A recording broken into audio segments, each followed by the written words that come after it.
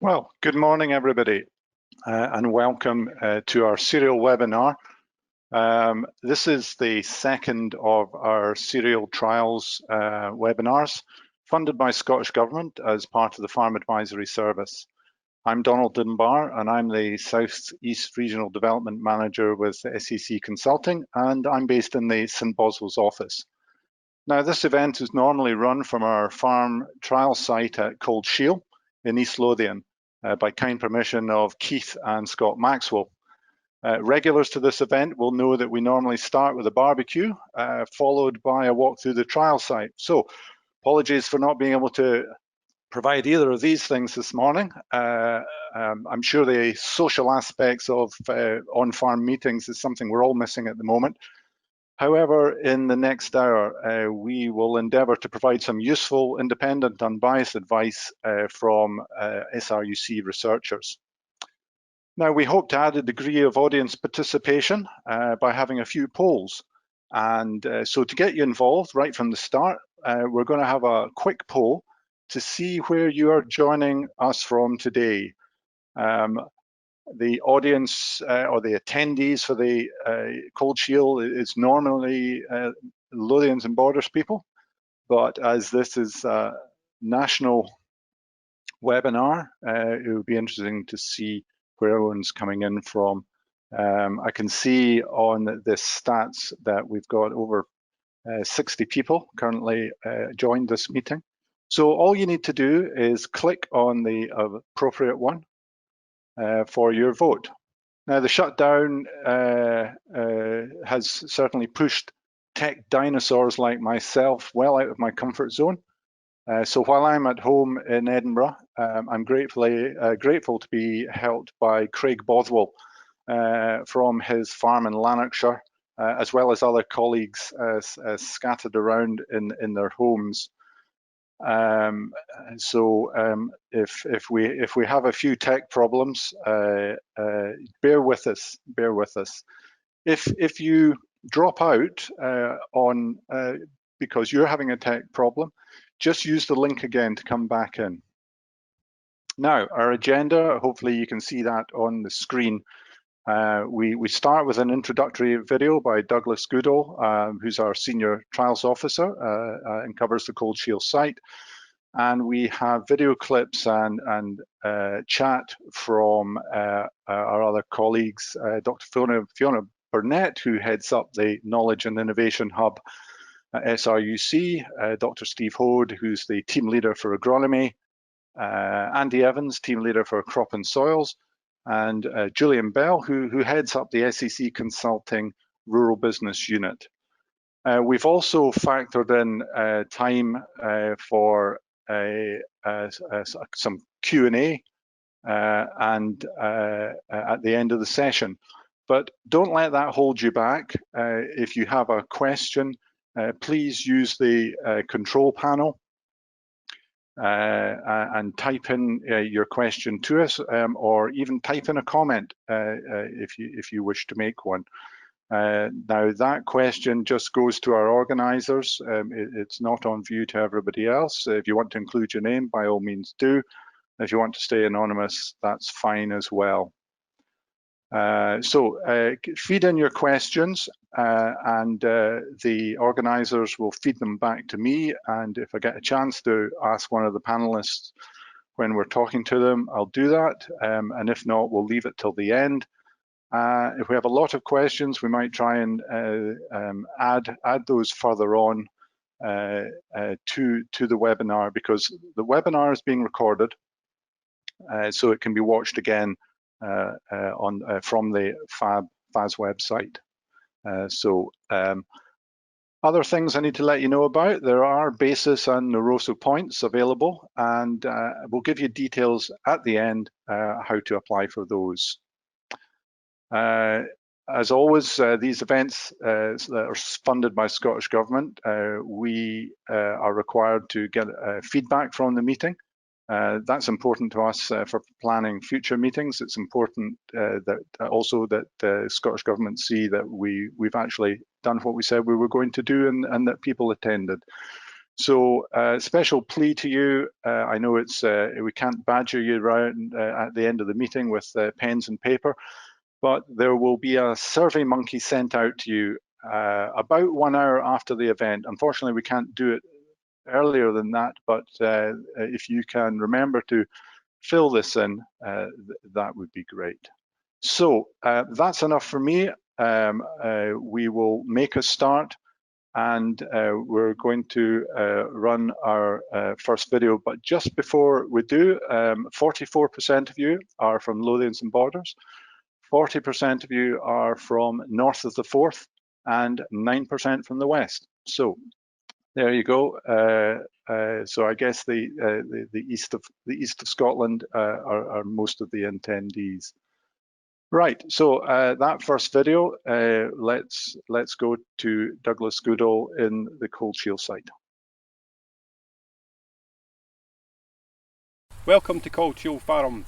My name is Douglas Goodall. I'm the Senior Scientific Officer. This is the 18th year I've been on Cauldshiel Farm, and SRUC and myself are very grateful to Keith and Scott Maxwell for providing the facilities. On site we have approximately 1,500 plots. The majority are variety testing, and we also have 6 pathology trials and 2 fertiliser trials. The wheat behind me is a first wheat after oilseed rape and was sown on the 2nd of October into a fairly good seed bed. Some of the problems we had last year was the ground was very wet, and unfortunately we didn't manage to apply any herbicide at all. So my priority in the spring was to control the annual meadowgrass that was emerging, which I did using Othello at 0.6 litre per hectare along with biopower. We also needed a follow-up spray of Starine at 0.75 to control the emerging groundsel, and it's made a fairly good job on it.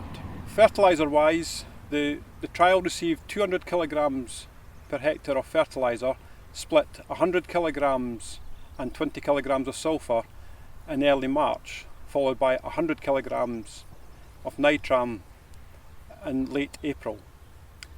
The variety trials here will receive a 4-spray programme, T0, T1, T2 and T3. The growth regulator that was used on the farm were 0.2 of Modus and 1.75 of 3C Cycocel. Normally we would follow this up with 0.5 of Terpel, but because of the stress the crop is under with the dry conditions, we've decided against it. One of the pathology trials has 2 parts to it, and this is sowing date. The second sowing date was just over 3 weeks after the first sowing date into a fairly good seed bed. Unfortunately, the day after, the crop received about 1.5 inches of rain, and it struggled to emerge through the ground, taking almost 8 weeks. There is a crop there, but it just shows you how delaying your sowing can affect what potentially will be a reduced yield. Recently, on the 27th of May, I recorded the aerial varieties that are behind us here and found very little disease. There was only low levels of septoria and trace of yellow rust and mildew. This can quickly change, of course, if the weather changes and it becomes wetter.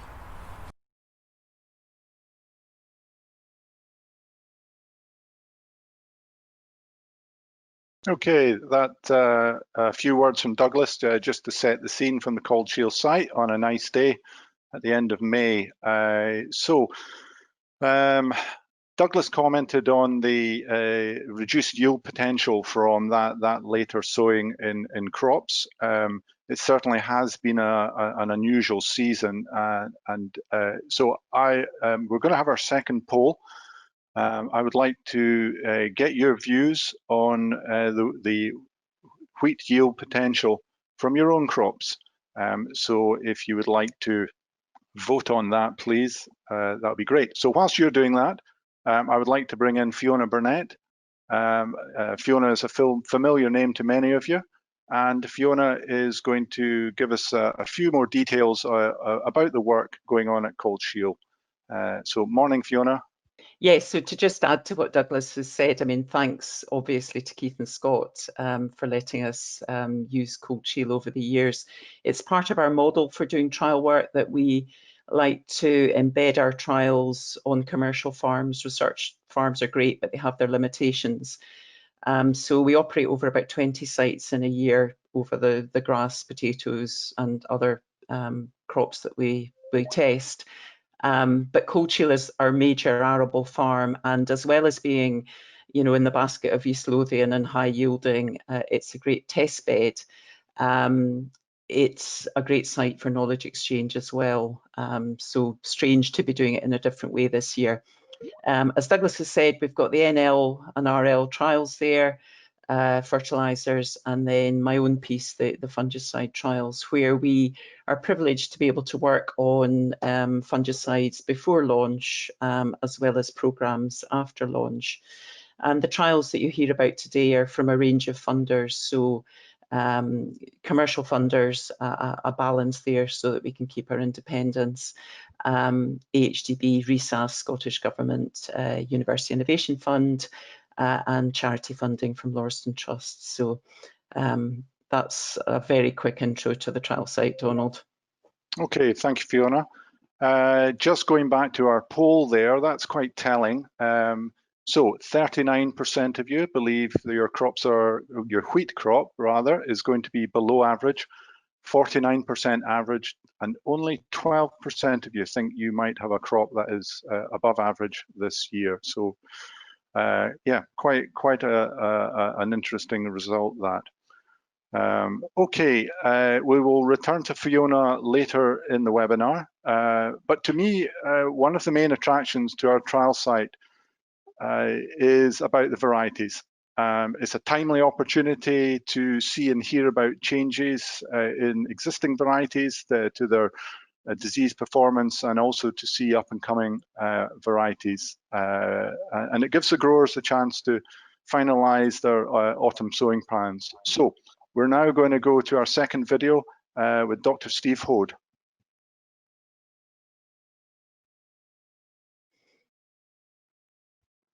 Hello everyone, we're here today to give you the top picks of winter wheat varieties for sowing this autumn. So it's very much a focus, as usual, on the soft distilling wheats, which is by far our most important sector. So we've got a range of varieties that might suit particular needs on your farm, and the good news is that we've selected varieties now that very much provide the better stability and yield performance under the variable conditions in Scotland.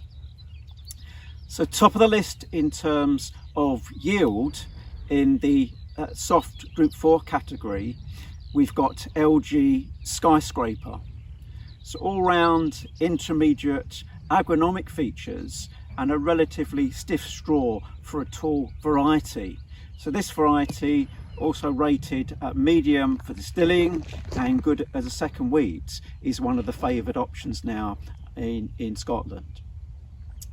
Just to the side of me here, we've got LG Spotlight.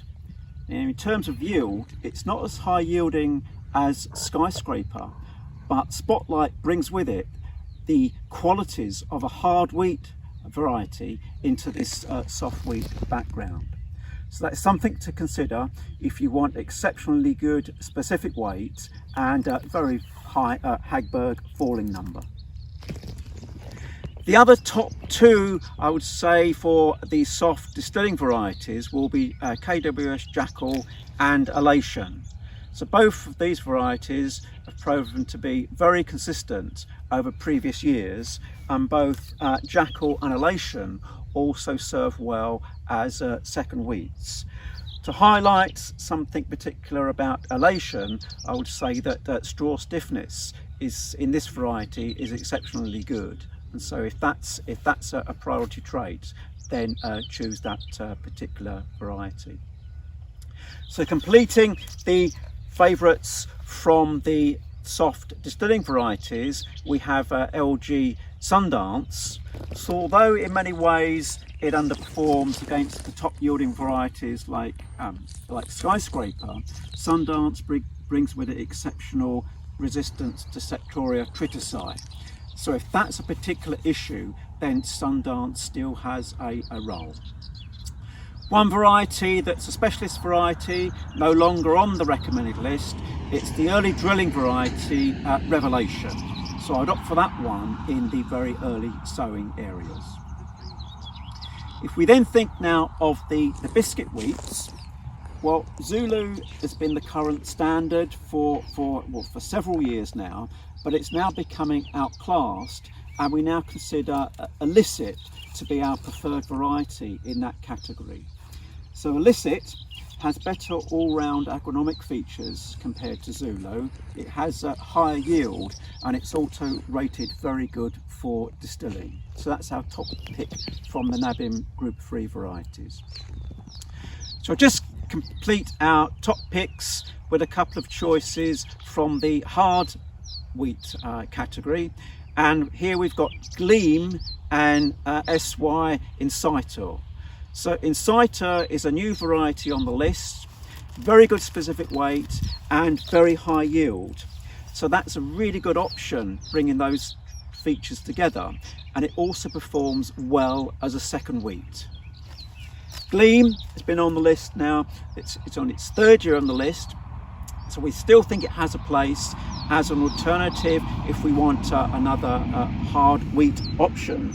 Relatively early, also performs relatively good in terms of its early maturity.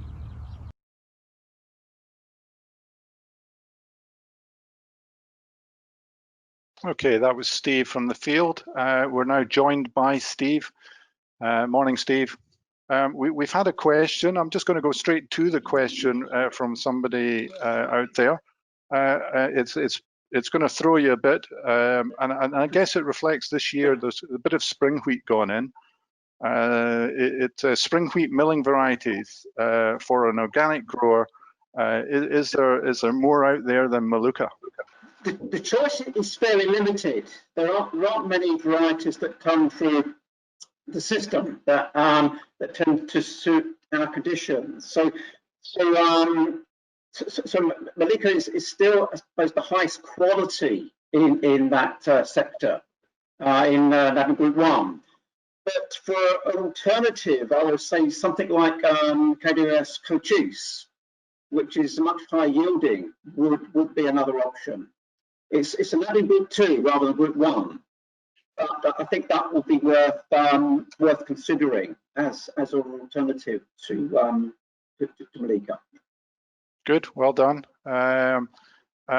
Another question to you. Our Scottish acreage is very dominated by soft Group 4 distilling varieties.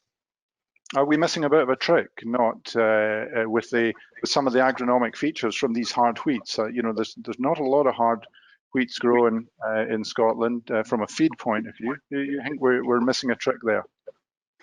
Yeah, as you say there, I think the key thing is the importance of the distilling sector, but also our growers tend to produce very good feed bulks from the soft endosperm varieties. Now, where we've used hard textured wheats, they tend to be perhaps for more specific situations. It might be a NABIM Group 2 milling choice, or it might be for a feed use, particularly where a variety might have some beneficial features like earlier maturity or reliability in things like specific weight.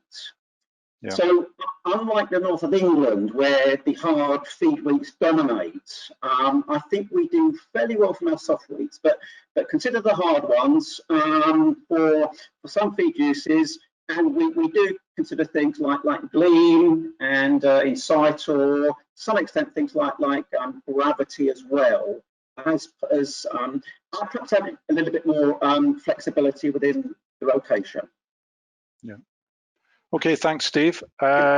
Just to add, the full thumbnail list of variety information and the things like the SEC recommended list for cereals 2020, these kind of things that we'd normally have at the event, they will be on the FAS website later on.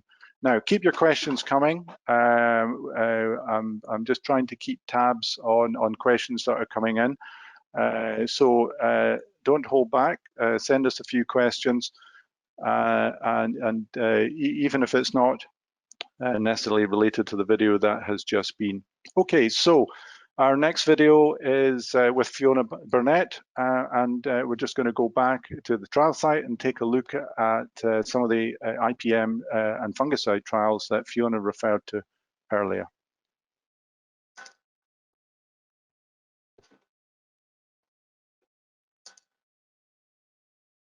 Yellow rust has been one of the features of this year, so the uncertainty about new races. This is an untreated plot, dewy day, so it's nice and wet, and the yellow rust is firing nicely. But the treated plots, it's been kept out really well, so that's still a feature that fungicide programmes are strong against yellow rust. And in the main, the yellow rust has come later in this area and the crops are safely protected by the programmes. But again, it's an example where the inclusion of a strobilurin can help the yellow rust control but reduce pressure on the other chemistry that we're relying on to control septoria. So this is a winter wheat trial which I think is really illustrative of some of the issues that we've seen this year. So I'm standing in a trial where we had 2 sow dates. So the plots I'm in were drilled at the end of October, didn't come through for about 7 or 8 weeks, and then were really thin into January, February. They're surprisingly recovered now, which, you know, is a good feature.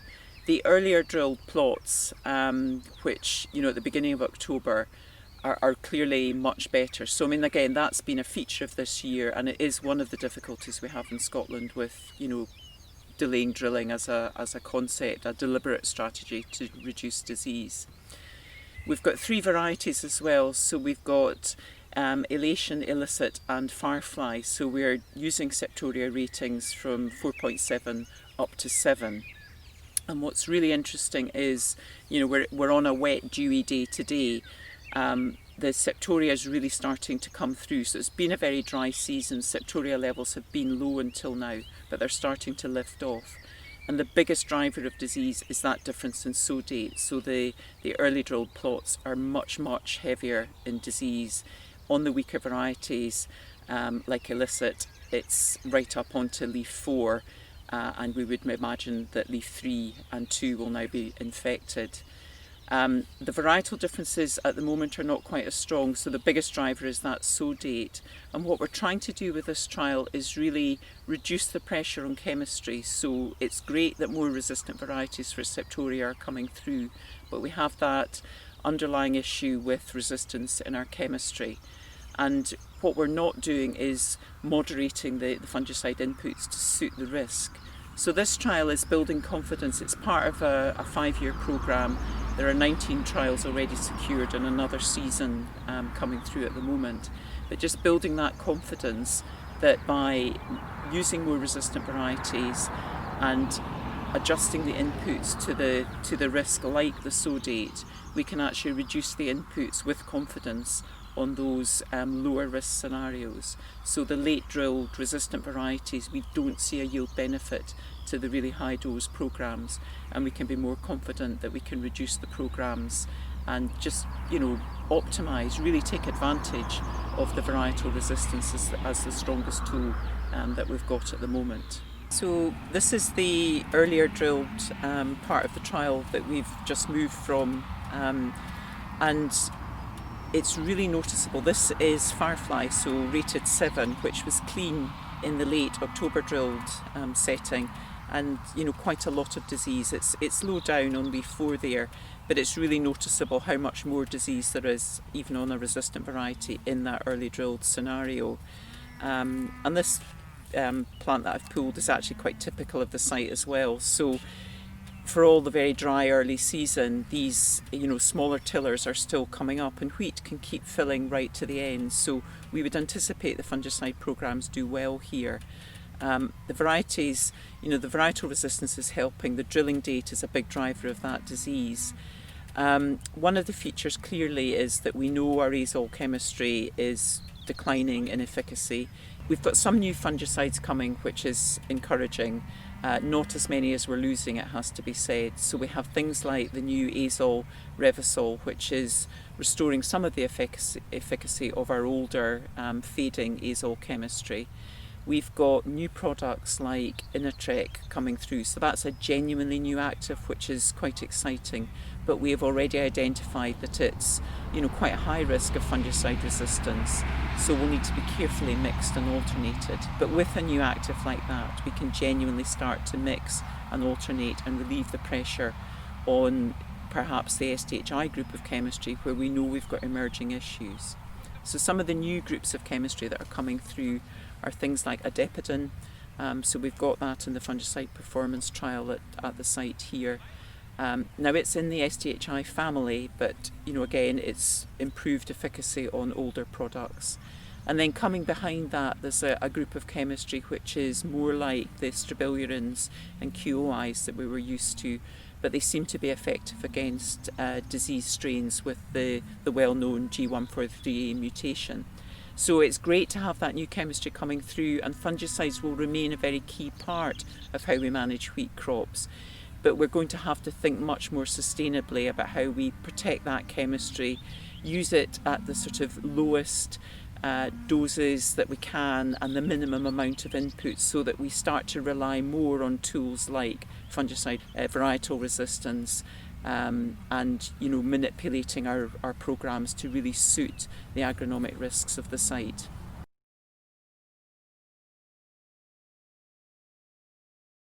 Fiona, you didn't get such a nice day out there, did you? No, Douglas gets all the luck. But the difference between his being there 2 weeks earlier and the disease that had flared up was really quite notable. Yeah, just a couple of weeks and things start to kick off with that rain. Really welcome rain, just in time rain even. It wasn't a good year for late sowing, but I assume that you didn't plan to have your first sowing on the 2nd of October, and the point of the disease, different disease levels is every bit as relevant to first wheat sowing after rape in early September and say a second wheat in early October. Yeah, no, absolutely, Donald. So like many people, we struggled to get the trial in. The aim is that trial series goes in mid-September and then a month later for the late drilling. So we were later, but that kind of pattern, we've now got 19 trials in that series in the bag.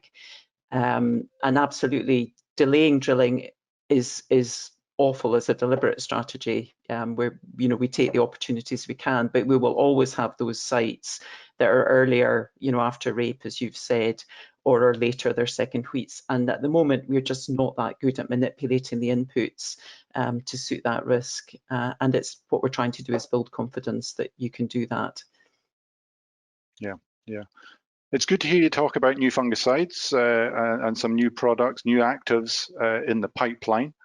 We've had a couple of questions coming in, and both are referring to the multi-sites. So the first one was, is there still a place for what we would term second choice multi-site products now that we've lost chlorothalonil? And the other question, related question, was, have we been doing trial work on the alternative multi-sites? Yes, so there's no getting away from the fact that the loss of chlorothalonil is a big deal. The other ones, so we're talking there about mancozeb and fulpit. Yes, we've had side-by-side trials for a number of years, so we know they're not as good. Perhaps it's about 50% of the efficacy. That said, that's still a useful level of efficacy, and their advantage in being multi-sites, their low risk of resistance. So by maximising their use, we can support the other chemistry in wheat, certainly at the moment while we're still on quite a limited palette and we can't alternate very well. We're very SDHI and azole reliant. So yeah, they're the two that they have their, they come at a greater cost, but certainly in the wheat crop, they're useful. Okay, thank you for that. I do have some other questions, but I think I will keep them for the panel session near the end, and try and keep us to time for going through the videos. Our final video is from our crop and soils team leader, Andy Evans.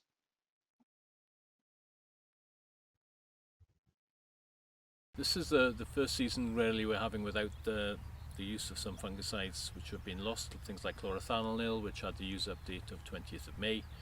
For a lot of crops, I think we managed to escape the fact that there's been a low risk of ramularia, but there are alternative multi-site fungicides available like Folpet and Mancozeb, which can step into the breach that we've lost with Chlorothalonil. Chlorothalonil is just one of many pesticides that have gone or are in the process of going, and the landscape really over the next 3 or 4 years is that we are going to be losing a range of pesticides, both insecticides, fungicides and herbicides, which we've perhaps relied on a bit over the last few years or so. There's been particularly in the warm spell we had in the May, early June time, there's been a lot of pest activity, so a lot of aphids flying about. In cereal crops you can probably find some aphids on plants. The downturn in the conditions, particularly in June where there's been wet and it's still quite cold, is suggesting that perhaps we've escaped aphids as being an issue this year. It was a bit worrying when we had that warm spell in May that there were a lot of aphids flying into crops, and if that weather had continued, the numbers would have built up quite rapidly. Other pest problems perhaps we need to think about going into the autumn are slugs. Just while we were setting this video up, we've seen a slug on the heads of wheat, so slugs are here, they haven't really gone away, and I think we do need to think about what we're going to do about the slugs this coming autumn. We've still got metaldehyde, we've got ferric phosphate options, but also I think we need to consider some of the agronomy options, trying to get a good firm seed bed, for example. Think about putting traps out for slugs to see whether you're going to have an issue for winter wheat crops, particularly after oilseed rape, and really just kind of think about the options that are available for controlling things like slugs, things like flea beetles, aphids in the autumn. All of these things are something that we need to think about, particularly in the way that we're moving forward, where we're losing some of the chemistry that we've relied on.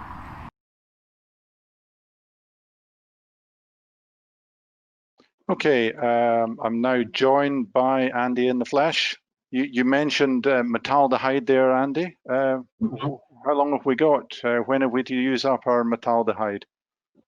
Yeah, we got the reprieve last year, but currently its last use is the 20th of December 2021, so we've got 18 months of it left, unless of course something happens in the meantime. So it's still obviously available for use, but bear in mind that the guidelines that were put out by the Metaldehyde Stewardship Group about the 10-meter distance from the edge of the field, and also the limits that you can put on in a calendar year, and also between August and December still stand.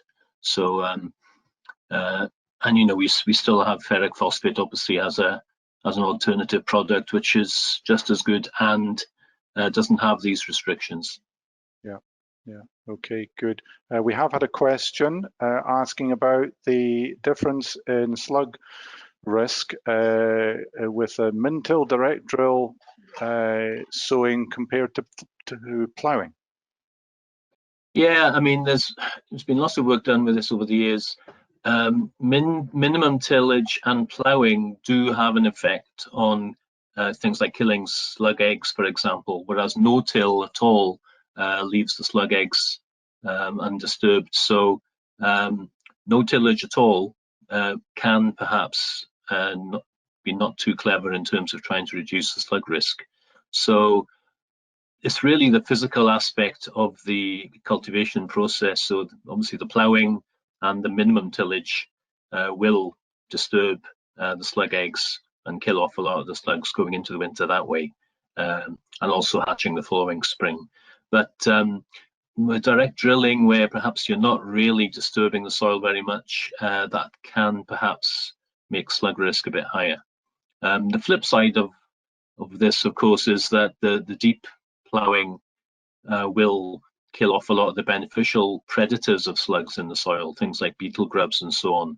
So there's a there's no sort of one size fits all solution, unfortunately, but at least in the work that's been done over the years, minimum tillage and ploughing do sort of tend to have the most beneficial effect on slugs. Okay.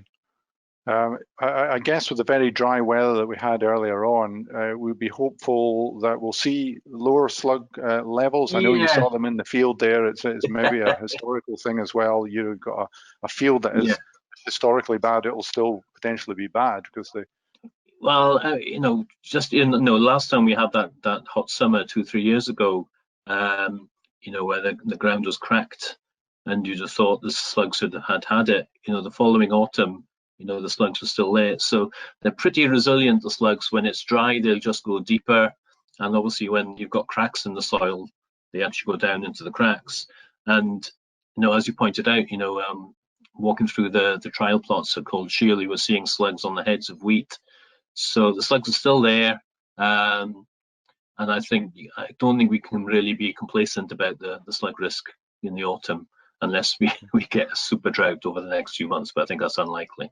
So yeah, I still think we need to kind of consider all the options we've got for trying to minimize the slug risk, like trying to get a good firm seed bed, min-till, and so on and so forth. And if necessary, put some slug traps out to try and see if you've got a slug risk going into the crops in the autumn. Okay, thank you for that, Andy. So we're moving on nicely, and our final speaker of the day is going to be Julian Bell. And Julian heads up the SEC Consulting Rural Business Team. So before we bring in Julian, it's time for our final poll. And what we're asking is the market that you are growing for. And this time you can tick more than one. Okay, so if you complete that poll. So whilst you're doing that, good morning, Julian. Good morning, everybody. Good morning. Good morning, Tom. Yeah, good to hear you there. I gather you have a new C word added to your marketing descriptors these days. Well, yes, and it's just another uncertainty that we are all facing, of course, COVID-19, with very hard to predict impacts, although we've seen a few things so far, so I'll come on to that later on. Okay. So once, okay, that looks like the poll's been taken down. We'll get the result of that after you've finished, Julian, but if we go over to you. So great, thanks, Donald. So, so the good news, obviously, for the prices are actually up for wheat in the last wee while, and they're higher again or similar for the new harvest. The bad news, of course, is that yields, clearly potential is not looking very good at all, given all the difficult conditions we've had for our own crops and across the UK and parts of Europe. But that aside, wider issues around the globe are tending to be a bit negative for prices. There look like one or two big crops in some of our major competitors overseas, in the US particularly, and of course we've got various ramifications, things like Brexit. So I'll work through a few of these issues. Clearly, COVID-19 has had all sorts of effects in terms of our own wheat demand. One of the key ones is really through the distilling sector. We have seen a dip in wheat use, things like, and some of the spirit sales have been affected. Home drinking obviously has increased, but obviously the pubs have been shut, restaurants. And we are seeing some negative figures coming through from whisky sales exports in the first quarter. And we've also got the US, some implications from the US trade as well. The other thing that's been important for grain is with the oil price dropping so much, and of course people not driving to the same extent, there's been a big drop in ethanol use in the US, and that has sort of reduced demand for grain there. So we still don't know the full impact of these we don't have clear figures for the whisky sector, for instance, at the moment. So these things are sort of working through. So that's just illustrating the prices. So they have been up. We've added 20 or 30 pounds or more to the wheat price over the last few months, and that's partly a reflection of how poor our crop's been, how poor the sowings were, how little was put in the ground, and very, very wet, and then we've had very, very dry. So that's really impacted on our own prices here. Barley's not benefited because we've had a biggish surplus there. If we look at the bigger picture of the world, we'd started to see world stocks come down. So the blue line is world ending stocks, and the green is production, the orange is consumption. So we started to make a bit of headway with production starting to fall below demand, but there were a few revisions, and certainly for the current year, the expectation is we'll have a bigger crop, another 87 million tonnes. Demand's up, actually looking quite strong as well, 52 million tonnes. But overall, the expectation is that stocks globally will go up. Now that is really very much pinning on one major crop, the US corn crop. So we're expecting another 75 million tonnes of feed grains. 80% of that is from US corn. So the US are expecting a bigger sowing, better yields, and bigger stocks. Part of this is a rebound to some extent from 2019, certainly in yields, because it was in a very difficult spring. 2019, this year it's generally been pretty good. There were some issues, we've had frost and a few other issues, but generally the feeling there is the crop will be much higher, 60 million tonnes. Now, it's entering a critical month for corn, that's July, so it's still open to variations there, but that really is in the global scene, that's one of the biggest factors sort of weighing down the global price.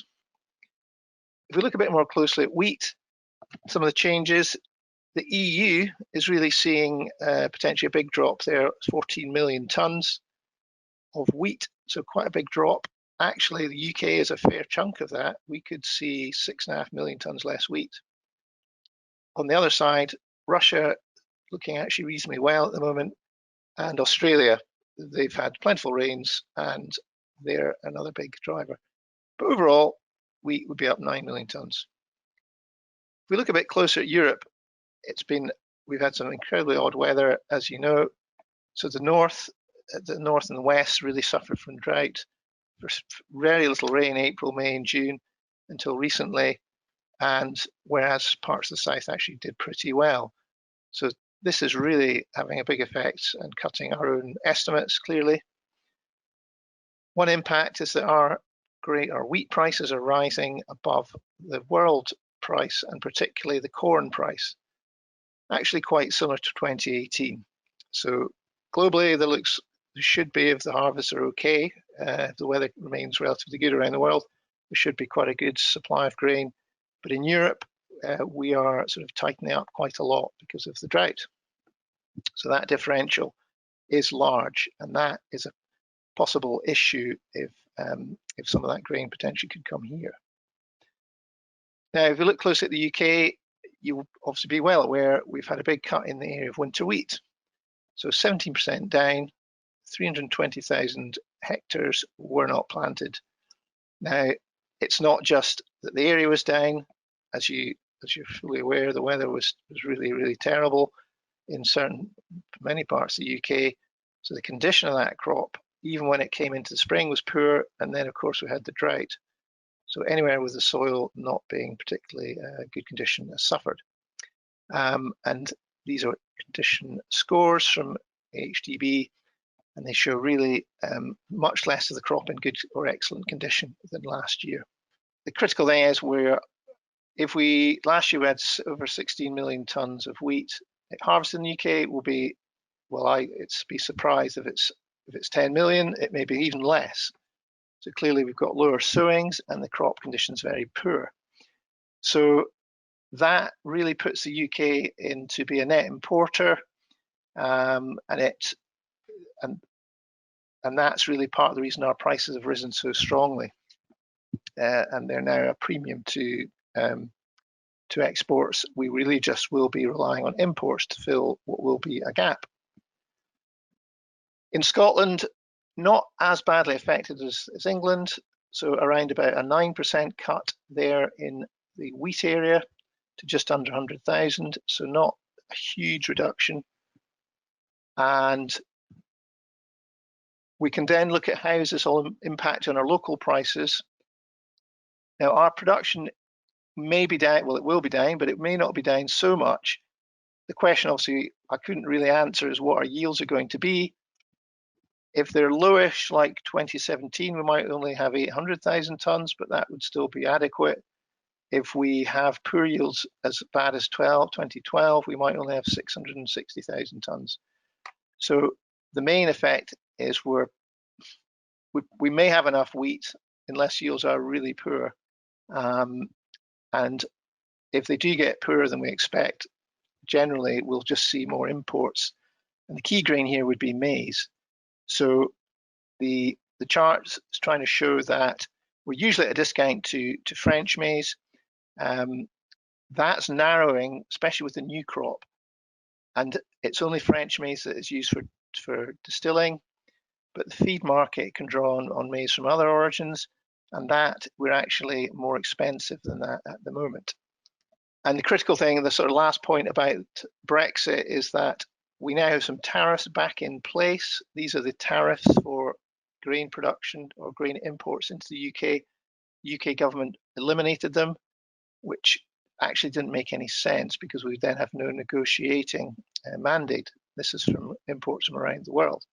However, they put them back up for wheat and barley, but not for maize. So we will be, from 1st of January 2021, we'll have very strong import protection for wheat and barley from around the world, whether we've got a deal with the EU or not. The issue is that the tariff on maize is set to 0. So that could be the Achilles heel. If we do start drawing in imports, there is less protection than there would be if we were in the EU. So really, just to summarise, just looking quickly at prices, wheat prices are up around £18 on a year ago, £163 or thereabouts for November. But of course, if the margin all depends on the yield that you can achieve. So just to really summarise, we're still trying to work out the impact of COVID. It's generally been a bit negative for grain prices. We've lost some distilling demand. It's affected demand in the US, for instance, for ethanol. There is a big crop potentially on the way, but it's really, really hanging on the US maize crop.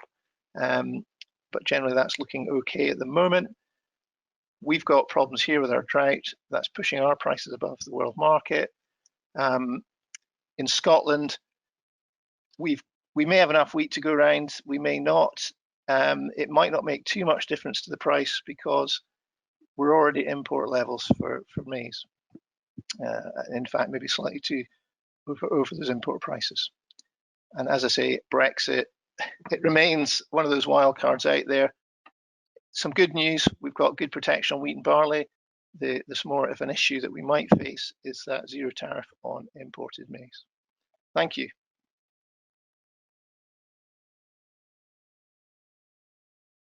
Thank you, Julian. And sorry for a little bit of technical difficulties there. So other panelists are all coming in now, and we'll do a few questions. Just a quick reminder, the poll was about varieties. I've got the results for that now. So we had 6% milling, 10% biscuit, 80% feed, 61% distilling. Now, obviously that doesn't add up to 100. People are clicking more than one box, so that'll be the reason. But I guess there's no surprise there. 80% feed, 61% distilling. You know, our Scotland's growing is dominated by feed and distilling. But we can reflect on that later. I need to apologise to Fiona. I cut her short in her talk. She has a slide on seed dressings for the autumn. So Fiona, can you perhaps show that and just give us a little talk through? There've been changes. We've lost products and there are a few new ones that have appeared lately. On you go, Fiona. Yeah, no, cut off in my prime earlier, Donald, but you're forgiven. Yeah, so just a quick thing. It's always odd doing messages on fungicides at this time of year where the programs are behind you, but seed treatments are the next decision you'll be making. And clearly getting the crop off to a good start, certified seeds are good insurance, test if you're home saving. We have lost a lot of the seed treatments because they tend to be high concentrate and environmental impact. So that's why there's been a lot of changes. So there's a complicated table there for you in alphabetical order. But really a feature there is that an awful lot of those are based on either azole chemistry or a phenylpyrrole, the fludioxonil. So actually when you look down the top 3/4 of that chart, they're based on just 2 pieces of chemistry. A newer one at the bottom there for you is Vibrance Duo, which includes an STHI. So there's been a lot of chat about how an STHI can add vigour. We've had STHI seed treatments before in things like Raxel Star. The connection between early vigour and late yield is tenuous, but nobody's arguing that poor vigour is a good thing. So that's your choices of single purpose seed treatments. If you want to add in a take-all control, then you need to add in latitude. And maybe the other one to mention, Donald, is that we've obviously lost all the neonics, so that early drill crops, there's that risk of BYDB now, which we used to manage with our seed treatments. Okay. Yep. Okay. Thank you for that. Okay, we're going to just have some questions. I have one for Steve. Steve, winter wheat variety for a low input system.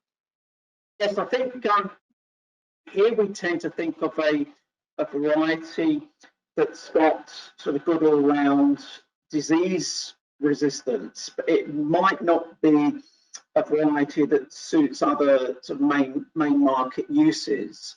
So I think the first thing to do would perhaps be to look at untreated yield, or a variety that's quite versatile under different systems. So drilling dates, different soil types, because it just gives a little bit more robustness to the variety. So certainly in the south of Scotland, then something like X-Days looks exceptionally good in terms of disease resistance, but avoid that too far north because it does have some susceptibility to seed set problems. The other one, which is feed only, is RGT Saki, and that one looks very versatile in terms of its rotational positions and agronomy. It's not a distilling variety, it's soft feed only. But we look out at those sort of combination of traits like that for a reduced input system. Okay, thank you. A further question, I guess it relates to advances in technology and satellite modeling. Is this not going to improve rate flexibility and justification for fungicides? Fiona, can I put that one to you, and anyone else can come in afterwards? Yeah, no, I mean, it's quite exciting, some of the innovations that are coming, and Steve's got an interesting piece of work looking at scanning crops and modelling and predicting yields, you know, and that ability to forward judge what the need for inputs is. I have not an obsession, but a bit of a thing here, though, that I think if we hold out kind of trying to judge risk now in the hope of great innovations in the future, we're missing a lot of the easy wins at the moment. So just the basics of crop surveillance, crop walking, being aware of what's coming. It's really important we use the here and now tools as well as hoping for these new innovations. But yes, the ability to really judge where and what is in crops will transform the way we do things. Yeah, I think just to follow that through, yes, as Fiona says, we're monitoring crops on the ground with drones and through satellites now in different ways. And I think but the really exciting thing is that with our students that they're really keen to be involved and engage in these areas. So it will be our students through the classroom and through classes that this sort of activity is going to be taken forward. So I think it's really exciting, looking forward, for the future of the industry. Okay.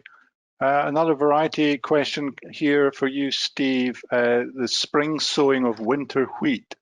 What is the latest safe dates for winter wheat sown in the spring? The question says, I have 2 fields, Firefly sown in early March and 1 Spotlight sown in mid-March. Yeah, these questions came up at end of January and into February, and certainly officially we can go to late February drillings, but the longer we leave it, then the more risk is that we don't meet that vernalisation, low temperature requirements. So really, certainly in Scotland and the further north we go, yeah, late February tends to be okay. But where we do have mild springs or a mild end to the winter, it does put the crop at risk in terms of the quality of that flower development. But certainly drilling in March is much higher risk, and then you'd want to switch to a spring cereal then. Yeah, he says the crop, both crops are now booting. Yes, you'll find out soon how the head's looking, no doubt. Julian, question: did you put malting barley in at 183 pounds a tonne? So actually, some of those were actually contract prices on over futures, so that is clearly not necessarily what is on the cards for 2020 harvest at the moment. So that's on that was an illustration of contracts, £20 over futures. Obviously, brewing barley at the moment in the south is something like 135 perhaps for the harvest or just after the harvest period. We don't know what the spot price is going to be for distilling barley. That's clearly another debate about that, but a lot of that hinges on whether we've got reasonable yields here in Scotland or not, because the English are not able to, given the conditions, they're going to have very little distilling barley. So yeah, so it's a good to point that out, Keith, but that was really a contract price, but yeah, the spot price of harvest could be very different. You've just deflated a lot of farmers across the country then. Andy, there was a comment in, use a straw rake for slug control. Is that, have you any work on the effectiveness of straw rakes in slug control?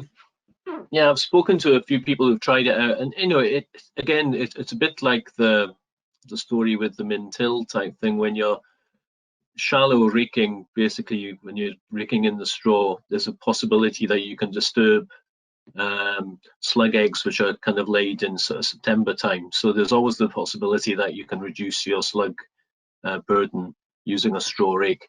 I wouldn't sort of rely on it because again, obviously depends on the conditions and the number of slugs and slug eggs that might be there, but it certainly has been shown to help in quite a few situations. Yeah, we've got another comment. Surely we should be using ferric phosphate for its environmental benefits. So well, 18 months ago we thought we wouldn't have metaldehyde at all, so things have changed. But yes, ferric, the trials we've done across a range of crops do indicate that if the ferric phosphate is as good as the metaldehyde, and as you pointed out, it does have perhaps a bit of a better environmental profile. Plus, if you bear in mind that a lot of slugs come in from the edge of crops, and if you use metaldehyde, then you're not protecting right to the edge of the field, because you can't put metaldehyde on for that 10-meter edge of the crop. Whereas with ferric phosphate, you can put it on over the whole crop, and so you'll be protecting the crop, and you'll be killing any slugs that do come in from the edge of the crop. So yeah, I mean, there's no reason really why you can't use ferric phosphate and expect to have good level of slug control. Yeah. Yeah. Okay, good. Thank you. I'm conscious of time. We have overrun a little bit. I'll just take one last question to Fiona because the person's obviously keen to get a spray recommendation. It's a late sown wheat of Sundance. It's clean. Should I bother with a T3 head spray? Damned if I do and damned if I don't. Put you on the spot.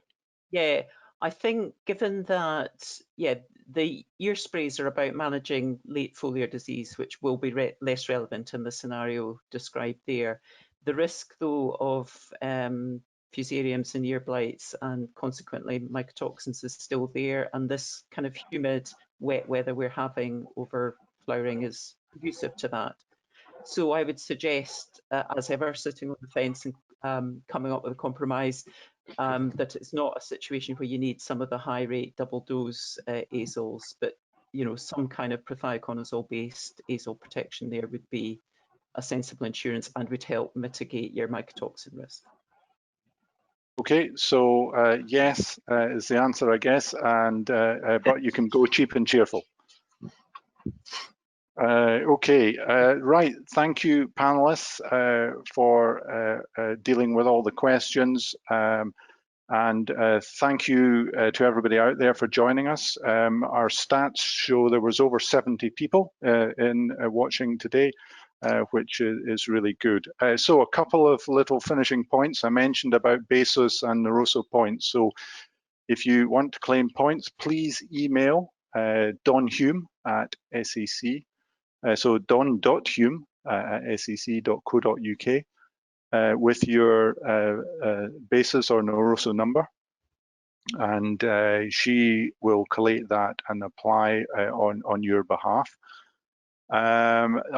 Just another plug about our feedback forms. So they should appear in your email box in about an hour's time. And there'll be a link to the recording, maybe once it's been edited, to make sure it's maybe a little slicker than it has been today, but I think we've done pretty well. The FAS website, yes, I'll host the materials on the FAB website, so visit that. That's where you'll find a recommended list, and there'll be further information from today added there. It's probably not there yet, but it will get added there. But there is a lot of other really good information on the FAS website, particularly in the crop and soils, saying that I've got my crop and soils hat on today. There is a further webinar to be delivered. It will be later in the year. It will be after harvest, and it will go through the harvest results from the trial site. So watch out for that one, probably sometime in October, maybe early November. And just finally, a plug for the Arable Scotland webinar. Of course, there's going to be no Arable Scotland this year. So further details from that can also be found on the Farm Advisory website. And a little plug for my Soil and Nutrient Network Farm webinar on the 7th of July with host farmer Tommy Clark from Kerchesters, just outside Kelso. We have speakers Mike Tucker from Yarra and SEC Bill Crooks lined up. We've been doing some tissue analysis during the growing season, so we'll be looking at that. And Tommy has also been using, and now I've gone and forgotten the name of the product, but he's been using a fertilizer product, and so we're going to be looking at that. So once again, yes, my people behind me are keeping me right. So it's polysulfate fertilizer, and on the screen there, it's the 2nd of July, just in case you were wondering, for the Arable Scotland event. Okay, I don't know where the last hour went. It certainly went very quickly. So all that remains for me to do is to thank all our speakers and the people behind the scenes for putting this together, and to thank you for joining us. So have a good day.